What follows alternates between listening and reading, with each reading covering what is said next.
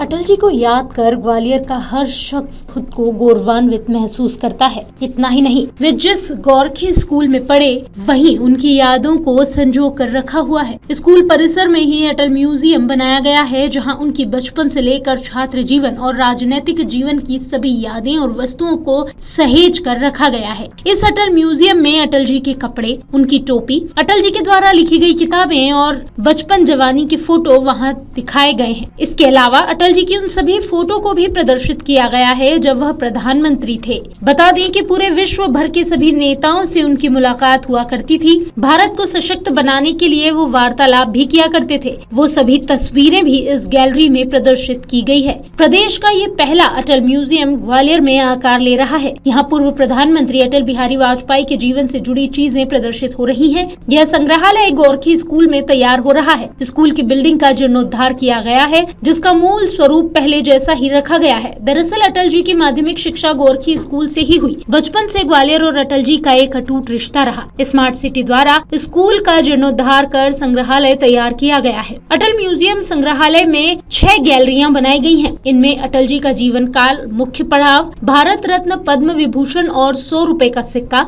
अटल जी की writing desk, पत्रकार और लेखक अटल जी, एक कवि के रूप में अटल जी, एक राजनेता की छवि। गोरखी स्कूल में लगभग 4700 वर्ग फीट में तैयार हो रहे म्यूजियम में कुल 6 गैलरी है।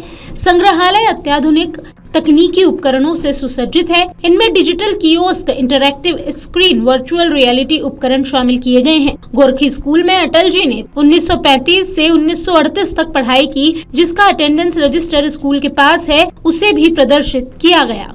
और सभी गैलरियों में अलग अलग हमने डिटेल लगाया हुआ है। जैसे उनका है ना सारा जीवन परिचय क्या है, उनकी जो यात्रा हुई, संसदीय यात्रा रही 50 साल की, वो यात्रा से संबंधित।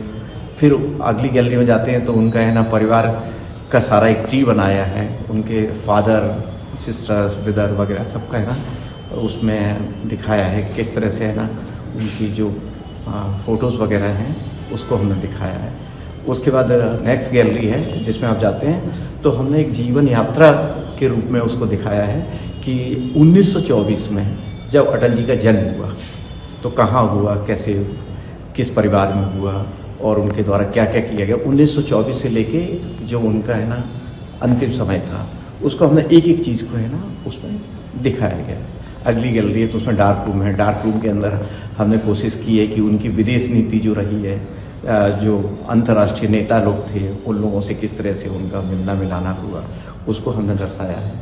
आगे एक गैलरी है जो उनकी यादों को सजोया गया है और ये एक बहुत बड़ा काम था हम लोगों के लिए कि उसको हम कैसे इकट्ठा करें। जैसे अटल जी के जीवन से जुड़ी हुई चीज़ें, जो उनके उपयोग की हुई चीज़ें, जैसे कि है ना क्रॉकरी थी जो अटल जी उपयोग करते थे, वो क्रॉकरी को हमने कलेक्ट किया काफ़ी प्रयासों से। मैं ग्वालियर के सभी लोगों को धन्यवाद दूंगा, उनके परिवार वालों को धन्यवाद दूंगा कि उन्होंने इसमें हमें बहुत सहयोग दिया।